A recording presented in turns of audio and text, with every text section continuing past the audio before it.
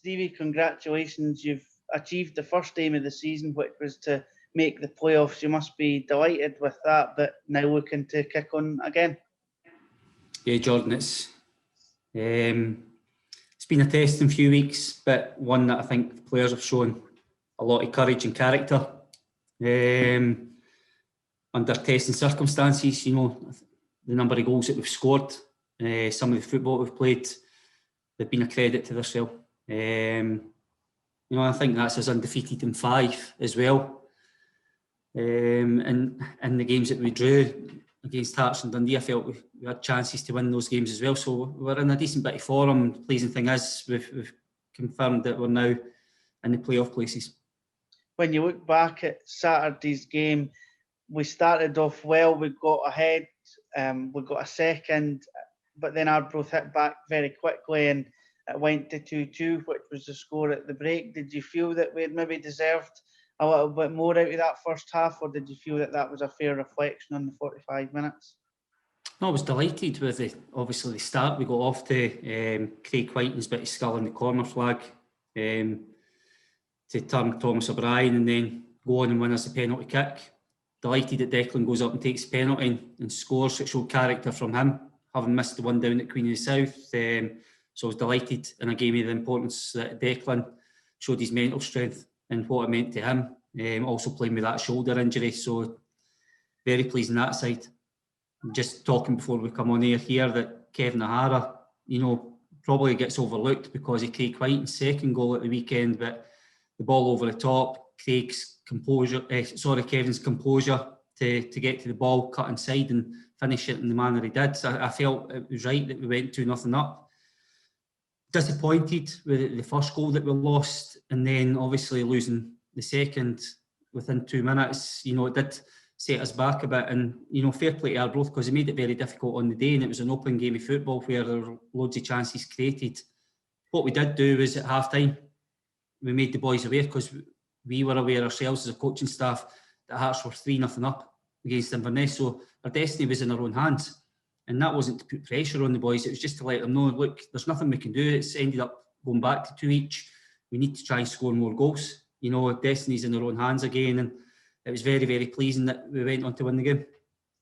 In that second half, as you said, Craig Whiting went on to score 2 goals, and especially when you look at his second one, that's maybe just slightly too late in the season for goal of the season for a contender, but it certainly would have been up there. Yeah, his technique, and Craig scored a number of goals, which is great since he's come into the side and joined us in January. But he'll be the first because he's a football player.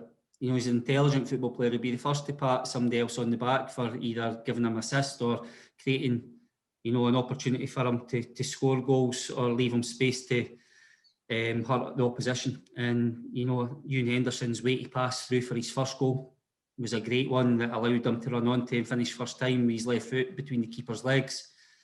And as I said, you know, again, Ewan Henderson, the wee link-up play, flick round the corner from Craig. Ewan Henderson gets here first and just lifts the ball for Craig to do the sort of scissor kick volley into the back of the net. It was really pleasing to see, but it shows the confidence that the boys are playing with at the moment. When it goes back to 4-3, I think I heard you saying after the game on Saturday you were eager to get on the park yourself and almost help the guys out. I was just speaking to Kerr McEnroy there, and he was one of the players that contributed after coming on, clearing the ball off the line late on. As you said, the boys were aware of the situation at Tynecastle. Do you almost feel that helped them in that final few minutes to really dig in and make sure that we got over the line? Because as you said, they knew that a win would really seal their fate. I think it shows the togetherness. So, you know, and Kerr's not had it easy since the turn of the year in terms of his game time, but that's what being a team player is all about. That's part of his learning experience, coming on loan and playing for us from Celtic. And he showed in the last couple of weeks that it means something to him.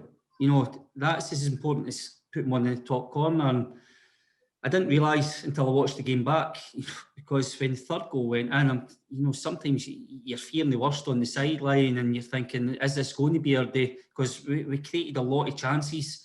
We could have scored more goals ourselves, but, you know, I don't think the boy Stuart will score a header like that again in his career. It was a cross from the boy Jason Thompson, a flatter cross, and he's very near scored from the edge of the box with a header, and there's nothing Owain could do about it. But the pleasing thing again was the steel and the grit and determination shown by all the team. You know, Fraser Murray ended up, you know, hobbling about because he'd done his ankle at that point, took an ankle knock and was feeling his knee. And you know, never say die attitude that allowed us to limp over the line and get the vital 3 points that secured that playoff place. Because you have that game spare, it gives you an opportunity on Friday night if you wish to kind of change things up. I know you said that you wanted to go into the playoffs with momentum, which maybe then indicates you'll be going out to win the game with as strong a team as possible. But do you feel it does also give you the opportunity to give guys like Kerr McInroy, who maybe hasn't had as much game time recently as he would have liked, the opportunity to really stake a claim heading into those playoff matches? Yeah, I think what we've got to do, Jordan, is first of all respect the fixture. You know, it's a competitive fixture against a very good Alloa side, albeit Alloa, you know, it'll be sad to see them fall out the league because some of the stuff that Peter has in terms of the way they play football is very attractive. They're good in the eye to watch. They're a very hard team to play against. But, you know, we've got to fully focus on trying to win the game and keep the momentum going. I'm a big believer in that as well. But I'm not going to hide from the fact that over the last 3-4 weeks, we've also had injury concerns and injury issues that we've had to deal with. And, you know, it's important that if we feel it's right to give players the opportunity to get some game time under their belt to see where they're at with the things that we're going to face between now and the end of the season, then they're decisions that we'll make. But as I say, we're fully going to be putting 11 out that go and try and win the game. Now that we're in the playoffs, the aim has to be to try and go on and try and really get promotion to the Premiership. But it's not about resting on our laurels and being happy with finishing in the top 4. It's about trying to hit that next target now. And I think that's massively important. That's the excitement of working with players when they've maybe not peaked in their career, that you want to get better.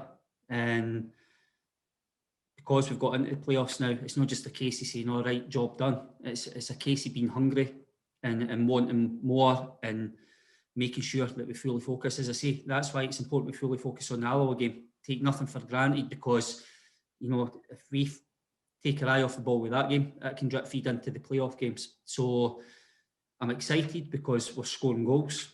We've played under pressure the last couple of weeks in games that we had to win, and we've shown a good character, a good mentality.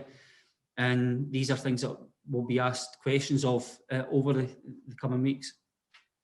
With us now 5 unbeaten, like you mentioned earlier, that was something that you really emphasised after that Wraith Rovers game, that if we were to make the playoffs, we really had to get back to winning ways, get back to basics and really try and kick on again. You must be delighted with the reaction that the boys have shown over those 5 games and to achieve this goal. And you'll be hoping now that you do have the momentum and the belief back again and the confidence to kick on and really again prove what we could do against the sides at the top of the division.